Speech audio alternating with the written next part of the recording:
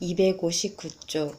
또 법원 신부의 입장으로 보자면 하루에도 수천 명씩 메주고리로 몰려드는 미국인에 대해 좀 더 잘 이해하게 되는 계기가 되었다고 하겠다. 그렇지만 뭐니뭐니 해도 리타의 체험담이 이 모임의 대단함을 멋있게 장식했다고 하겠다. 그녀는 펜실베니아의 에반스 시티에서 온 여교사였다. 에반스 시티는 피츠버그 근처의 조그만 도시이다. 다음은 그녀가 우리에게 들려준 말을 그대로 옮겨 놓은 것이다. 내가 메주고리에 관해서 듣게 된 것은 금년 2월이었습니다.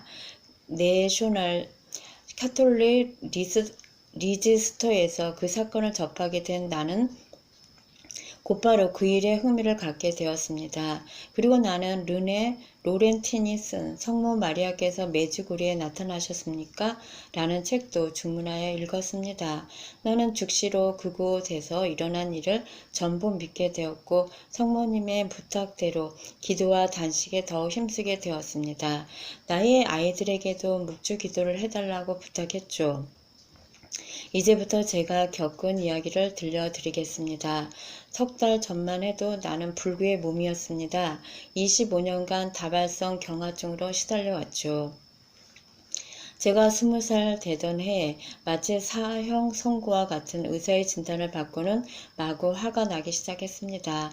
아무리 병세가 진전되어도 나는 의사가 잘못 진단했을 거라는 생각으로 나의 병을 그대로 받아들이지 않았습니다. 결국 나는 몸뿐 아니라 마음까지도 망치게 되었답니다. 그러나 나는 계속해서 화를 내었고 나 자신에게 상처를 입혔습니다. 하느님께서는 대체 내게 뭘 원하시는 걸까 하는 데에 생각이 미친 것입니다. 5년 전쯤이었습니다. 내 친구 하나가 치유 기도에 같이 가자고 했습니다. 나는 가고 싶지 않았죠. 내 친구는 물러서지 않았습니다. 게다가 나의 남편까지 거들었습니다. 그냥 한번 가보는 것이 무슨 어려운 일이겠느냐는 것이었습니다. 내가 할 수 있는 일이라면 다 해보아야 한다고 했습니다. 모임은 묵주 기도를 시작했습니다. 그리 나쁘진 않았죠. 나는 특별 기도를 받으러 앞으로 나가는 일 따위는 결코 하지 않으리라고 단단히 마음먹고 성단 뒤쪽에 앉아 있었습니다. 그런데 신부님이 추위 기도를 인도하시는 중에 누군가가 등 뒤에서 나를 꽉 붙잡는 것을 느낄 수 있었습니다. 나는 절대로 앞으로 나가지 않으리라고 마음먹었던 터라 너무도 당황스러웠습니다. 그런데 정말 이상한 일이 생긴 겁니다. 갑자기 말로 표현할 수 없는 평화가 나를 휩싸고 돌았습니다. 그러더니 20년 가까이 병과 싸우며 고통으로 얼룩진 나의 마음이 씻은 듯이 치유된 것이었습니다. 그날 밤 집으로 돌아온 나는 좀 더 영성 생활에 매진할 것을 하느님 앞에 맹세했습니다. 그때까지만 해도 나는 미사에 그저 몸만 왔다 갔다 하며 지내왔습니다. 이제 나는 지난 시간들을 보상하고 싶었습니다. 그래서 담당 신부님께 내게 일어난 변화를 말씀드리고 내가 계속해서 평화를 누릴 수 있도록 기도해 달라고 부탁드렸습니다. 그 해가 다 끝나갈 무렵에는 두 팔과 두 다리마저 마비되기 시작했습니다. 물론 당혹스러운 일이었죠. 나는 학교에서 교사로 일하고 있었고 또 나의 마비 증세로 인해 아이들과 남편에게 가중될 어려움을 생각하니 눈앞이 캄캄해졌습니다. 그러한 가운데서도 좋은 이웃들은 나를 학교에까지 태워다주고 남편은 바다 걸레질을 도와주고 아이들도 제각각 나를 도와주었습니다. 다리는 심하게 변형되기 시작하여 뼈가 활처럼 휘었습니다. 오른쪽 무릎뼈는 완전히 탈골이 되어 살 속으로 파고들었습니다. 왼쪽 다리는 전혀 감각이 없었습니다. 나는 재활병원을 찾아야만 했습니다. 그때부터 남은 인생을 휠체어에서 보내야 하는 불구자가 되는 것이었습니다. 목발이나 부목 따위는 참아낼 수 있었던 남편도 휠체어에는 아연 실색하였습니다. 우리는 야외로 나가 캠핑하기를 즐겨 했던 터라 실망은 더욱 컸죠. 그래도 좋은 일은 있었습니다. 많은 사람들이 서로 도와주려고 했었고 또 정부에서도 수천 달러에 달하는 장비를 집과 학교에 설치해 주었습니다. 내 이야기 첫머리에도 말씀드렸듯이 나는 메주구리에 관한 책을 읽고 즉시 그대로 믿었습니다. 나는 깊은 감명을 받고 남편에게도 이야기해 주었지만 그는 별다른 관심이 없어 보였습니다.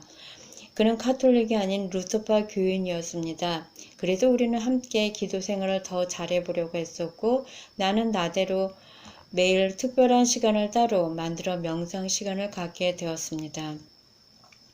그러던 금년 6월의 어느 날이었습니다. 여느 때와 마찬가지로 침대에 누워 묵주기도를 마쳤을 때였습니다. 너는 왜 내게 부탁하지 않느냐는 성모님의 목소리를 들었습니다. 나도 왜 그랬는지는 모르겠지만 한 번도 내 병을 낫게 해달라는 기도를 드려보지 않았습니다. 나는 그냥 내 병을 있는 그대로 받아들이는 데에만 급급해 왔었으니까요. 그렇지만 그 목소리를 들은 나는 열심히 부탁드렸습니다. 그분의 아들이신 예수님께 내가 치유받아야 될 것이 있다면 그것이 무엇이든 간에 다 고쳐주라는 부탁을 드려달라고 기도했습니다. 그러자 온몸에서 거품이 보글거리는 느낌이 들었지만 그냥 잠이 들어버려 그 다음 일은 아무것도 기억을 못합니다. 다음날 자리에서 일어났을 때는 지난밤 일은 까마득히 잊고 있었습니다. 그날은 근처 대학으로 성경 공부하러 가는 날이었습니다. 남편은 평상시처럼 나를 차에 태워주고 휠체어를 뒤에 실었습니다. 차는 손만으로도 다룰 수 있도록 모든 장비가 갖추어져 있었고 학교에 도착하면 나를 도와 교실로 데려다 줄 사람이 누군가는 꼭 있게 마련이었습니다. 교실에 앉아 공부를 시작할 때만 해도 별다른 일은 전혀 없었습니다. 그런데 한참 공부를 하는 도중에 갑자기 발과 다리에 따뜻한 온기가 느껴지는 듯 하더니 심한 통증이 시작되었습니다. 몇 년간 감각이 없던 터라 통증을 느낀다는 건 있을 수 없는 일이었죠. 얼른 아래를 내려다본 나는 더욱 놀라지 않을 수 없었습니다.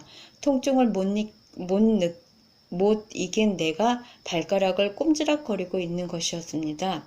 나는 말문이 막혀버렸습니다. 나는 어떻게 교실을 나왔는지도 기억 못합니다.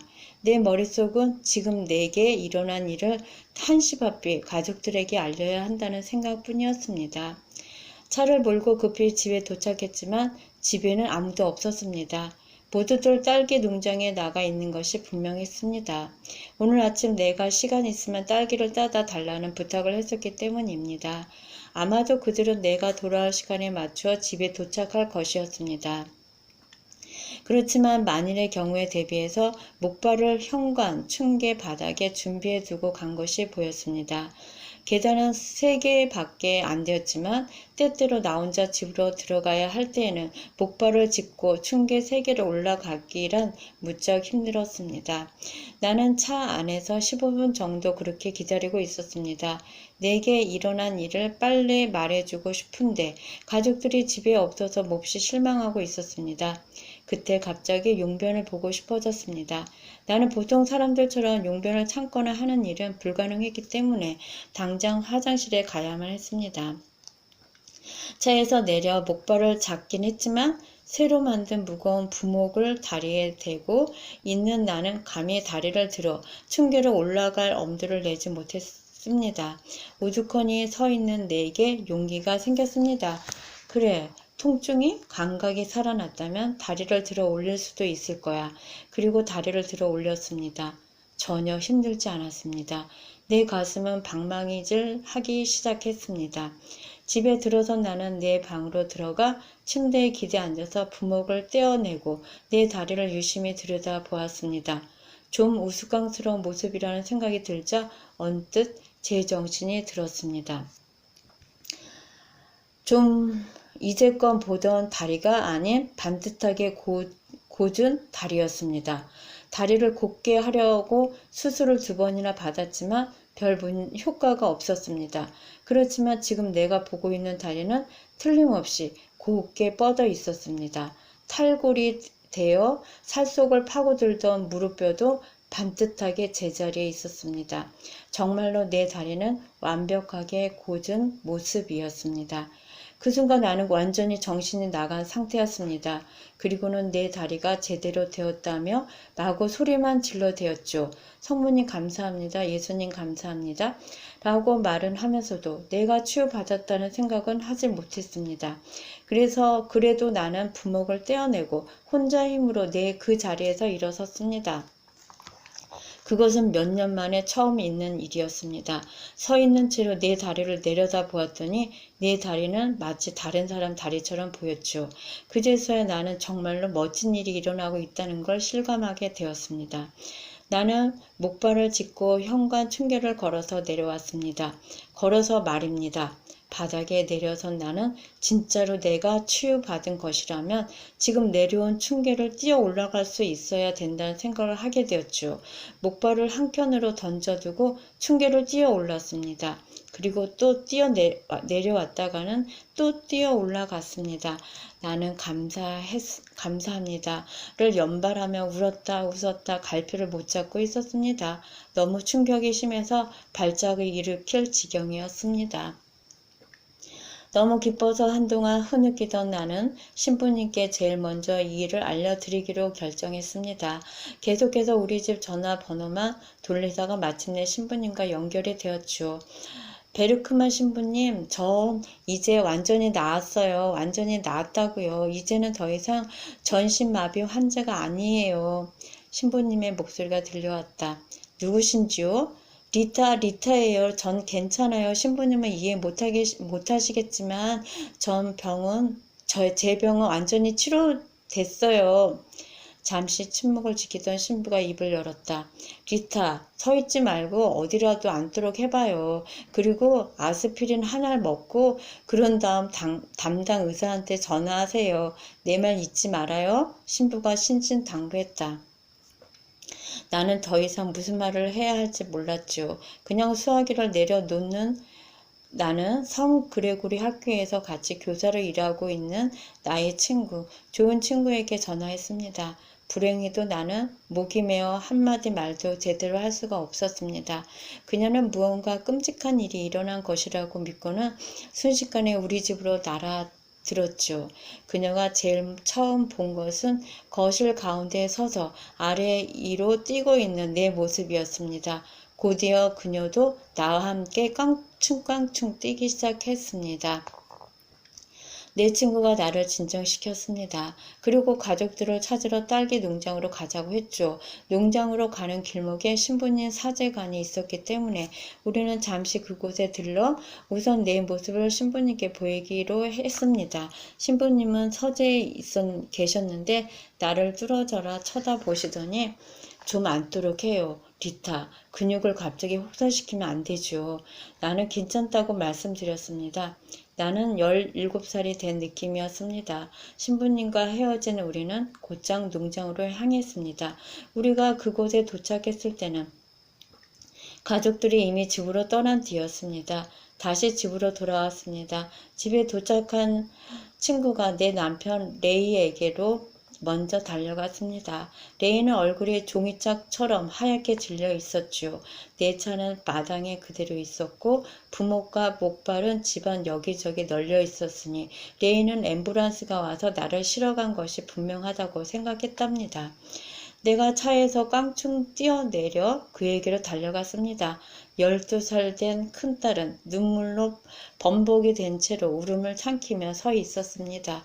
10살 난 둘째는 입만 벌리고 서 있었고 7살 난 막내는 아주 기뻐했습니다. 와, 신난다. 이제부터는 집안일 안 해도 된다. 그리고는 얼른 덧붙였습니다. 근데 엄마 좀 이상해 보여요.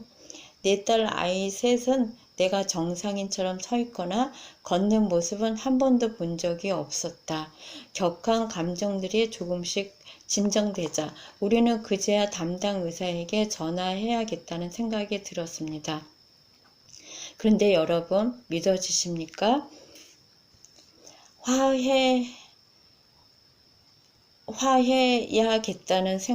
전화해야겠다는 생각이 들었습니다. 그런데 여러분 믿어지십니까?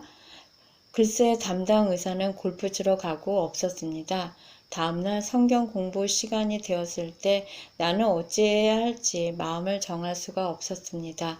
같은 반 학생들에게 사실대로 이야기했다가는 그날 수업은 엉망진창이 될 것이 뻔했습니다. 그래서 나는 예전처럼 휠체어를 타고 학교에 가기로 했습니다. 멀쩡한 상태로 휠체어에 앉아 있기란 정말 곤욕스러웠지만 잘 참아내었습니다.